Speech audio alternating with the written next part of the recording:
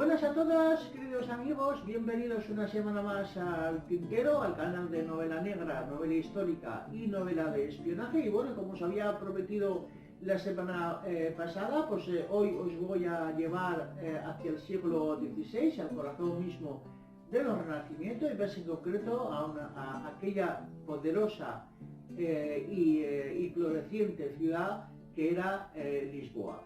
Bien, y lo vamos a hacer a través de la obra de Rafaela Cano, El linaje maldito. Rafaela Cano es una de las autoras de género histórico más en vogue, que más éxito están teniendo estos últimos tiempos. Además hay que decir, pues bueno, que es una autora que empezó poquito a poquito, paso a paso, pero bueno, que empezó a hacerse conocer después de recibir el premio Caligrama. Y desde entonces, pues es una autora que hay que decir de ella que ha ido encontrando su propia voz narrativa. Entonces, bueno, yendo más en concreto a la obra.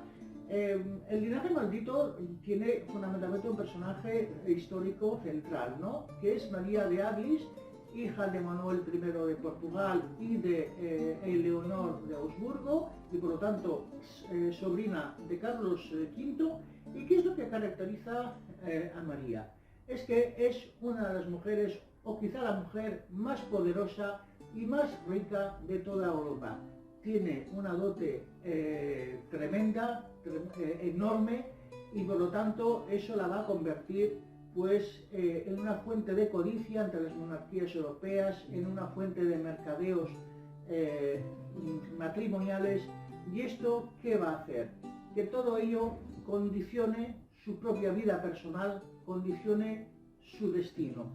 Para ella, efectivamente, ese gran linaje que la caracteriza va a estar maldito, puesto que toda su vida, a razón, por motivo precisamente de ese poder económico que ella tiene, no va a poder hacer ninguna elección individual. Todo su destino, toda su vida está condicionada por lo que por entonces ya se empieza a denominar la razón de Estado. Entonces María pues es una princesa llena de añoranza por su madre, llena de tristeza, llena de desamor, llena de soledad, rodeada casi siempre por la muerte, puesto que hay muchos fallecimientos familiares dentro de la dinastía de los Avis. Bueno, o sea que tiene una vida oscura, y además pues por añadidura tiene un amor imposible que precisamente su nacimiento impide de materializar, ¿no? Y ella va a contar toda esa historia de sinsabores, de frustraciones, de pena y de soledad a través de un diario al que le da voz Rafaela Cano, y yo diría, y quiero añadirlo en este sentido, con una prosa preciosa.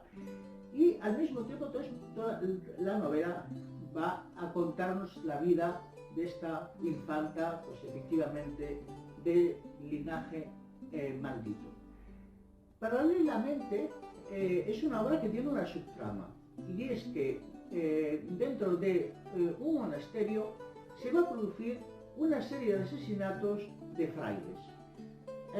Y esos asesinatos van a estar condicionados o van a tener su origen en un nacimiento ilegítimo. Y por lo tanto, aquí no voy a hacer spoilers, no voy a deciros de qué se trata exactamente, pero en cualquier caso, cuando uno empieza a leer la novela, empieza a ver la historia de María de Aglis y después la historia de estos asesinatos en este monasterio, al principio te da la impresión de que estás leyendo dos novelas, que estás leyendo dos tramas distintas, y sin embargo el gran mérito que tiene Rafaela Cano es cómo ella juega con los ritmos narrativos, cómo juega con los giros narrativos, y cómo poco a poco ella va estableciendo los vasos comunicantes entre esas dos historias. Y ese es su gran acierto, su gran juego con el lector, es decir, hacer que el lector, retener al lector tanto con una historia como con la otra. Y desde luego hay que decir que esto narrativamente es muy difícil, sobre todo cuando se juegan con dos épocas, con dos momentos y con dos tramas distintas.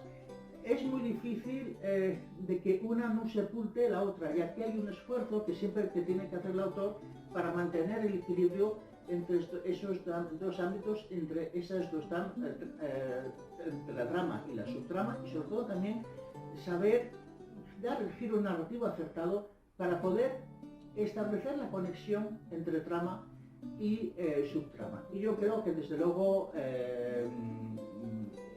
Rafael Cano ha jugado magníficamente con la estructura y el ritmo narrativo. En cuanto al trasfondo de la obra, es una obra que desde luego va a poner en cuestión toda una época, una sociedad estamental donde los destinos estaban condicionados por tu linaje, por tu nacimiento, y donde por lo tanto había muros de hormigón infranqueables entre los individuos, si sobre todo su origen no era exactamente el mismo, ¿no? Y aquí evidentemente pues también Rafael Cano nos está hablando de los amores imposibles, de las uniones imposibles, bueno, de toda una sociedad que no tiene nada que ver evidentemente con la nuestra, donde la libertad individual es sagrada. Nos está hablando de una sociedad donde las personas eran prisioneras de su destino y prisioneras de su nacimiento. Y por otra parte hay que añadir un elemento, porque yo creo que es una novela histórica entretenida, pero que tiene un trasfondo crítico, y es la puesta en cuestión pues, de esa Europa y de ese Portugal y de esa España también, de la contrarreforma, de ese mundo inquisitorial, donde se va proclamando la fe cristiana, se va proclamando la palabra del Evangelio, pero nadie en la Iglesia cumple con lo que realmente dicta los principios cristianos, ¿no? Entonces yo creo que hay una buena crítica histórica a esa época por parte de Rafael Cano. Por lo tanto, para aquellos que os guste pues todo lo que es la época de los Austres, la época del Renacimiento, de la Contrarreforma, de la Inquisición, es una obra que históricamente tiene muchísima carne. Y por otra parte, para aquellos que queráis descubrir la figura de María de Avis, pues también es una novela que refleja muy bien el periplo pues de esta princesa prisionera de su devenir, prisionera de su nacimiento, y por lo tanto abocada a la infelicidad y a la soledad. Por lo tanto, mi recomendación para esta semana: El linaje maldito de Rafael Cano, publicado por Grijalbo. Entonces, la semana que viene vamos a seguir un poco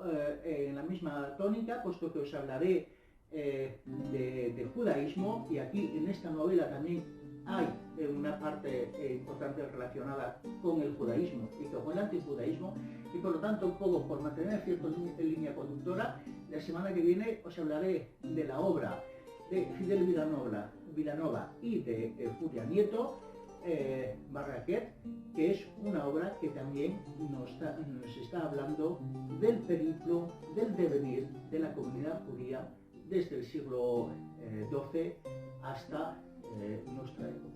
Por lo tanto, si os ha gustado mi comentario, os pido pues, vuestro dedo cesariano.